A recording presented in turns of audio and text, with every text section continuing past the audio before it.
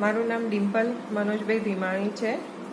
મેં 18 વર્ષની મારી ઉંમર થઈ ત્યારથી બ્લડ ડોનેશન કરવાનું ચાલુ કર્યું છે અને હું બીએસસી એમએલટી મારો અભ્યાસ છે.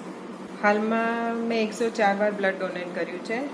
જ્યારે હું નાની હતી એટલે 18 વર્ષની થઈ ત્યારે મારા માતા પિતાને બ્લડ ડોનેટ કરતા જોઈ અને મેં બ્લડ ડોનેશન ચાલુ કર્યું હતું. અત્યારે મારા ફેમિલીના એક મેમ્બર્સ બ્લડ ડોનેટ કરે છે. મારા કઝિન્સ, મારા ભાઈ બધા એમાં સેન્ચુરિયન બી ઘણા છે અને મારા હસબન્ડ, મારા દીકરો દીકરી બધા જ બ્લડ ડોનેટ કરે છે. હું જ્યારે 18 વર્ષની થઈ અને ફર્સ્ટ ટાઈમ બ્લડ ડોનેટ કરવા ગઈ ત્યારે કોલેજથી સીધી ગઈ હતી અને બ્લડ ડોનેટ કર્યા પછી મને ચક્કર આવ્યા અને હું પડી ગઈ હતી. સેકન્ડ ટાઈમ જ્યારે બ્લડ ડોનેટ કરવા ગઈ ત્યારે પહેલા વાર પડી ગઈ હતી એટલે થોડો ફિયર હતો, તો સેકન્ડ ટાઈમ પણ એવું થયું અને થર્ડ ટાઈમ પણ થયું.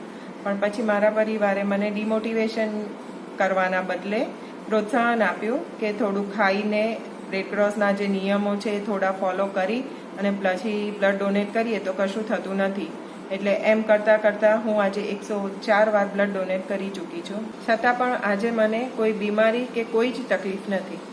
આપણે રેગ્યુલર બ્લડ ડોનેટ કરવું જોઈએ. બ્લડ ડોનેટ કરવાથી કંઈ નુકસાન થતું નથી. પ્લસ આપણે જે બ્લડ ડોનેટ કરીએ છીએ એ જલ્દી આપણા શરીરમાં પાછું બની જાય છે. કેટલાય જરૂરિયાતવાળા થેલેસેમિયાના પેશન્ટ્સ છે કે જેઓ રેગ્યુલરલી બ્લડ ડોનરની રાહ જોતા હોય છે.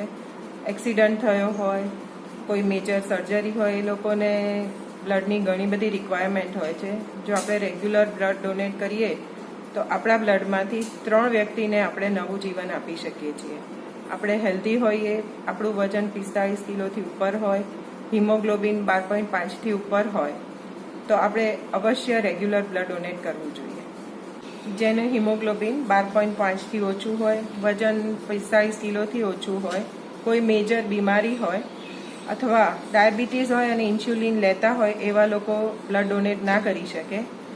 ડાયાબિટીસ હોય અને ટેબ્લેટ લેતા હોય એ વ્યક્તિ ડૉક્ટરની સલાહ પ્રમાણે બ્લડ ડોનેટ કરી શકે છે.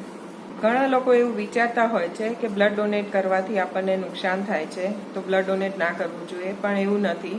દરેકના કેસમાં એવું ના હોય, કશું જ થતું નથી. ઘણી બધી માન્યતાઓ હોય છે જે રેડક્રોસના ડૉક્ટરને તમે કેમ્પ સાઇટ ઉપર જાઓ તો એ લોકો તમને વ્યવસ્થિત રીતે સમજાવતા જ હોય છે. એટલે એવું વિચાર્યા વગર એકવાર નિશ્ચય કરી બ્લડ ડોનેશન સાઇટ ઉપર જરૂર જવું જોઈએ. બીજું કે તમને ઘણા બધા લોકો એવું વિચારે છે કે જરૂરિયાત આવશે ત્યારે આપીશું, પણ એવું ના કરવું જોઈએ. તમે હેલ્ધી હો અને આપી શકો, બ્લડ ડોનેટ કરી શકો એવી કન્ડિશનમાં હો તો તમારે અવશ્ય કરવું જોઈએ, કારણ કે એનાથી ઘણા બધા જરૂરિયાતવાળાને ફાયદો થાય છે અને તમને એક જાતનો સંતોષ મળે છે કે મારા થકી કોઈને નવું જીવન મળી રહ્યું છે.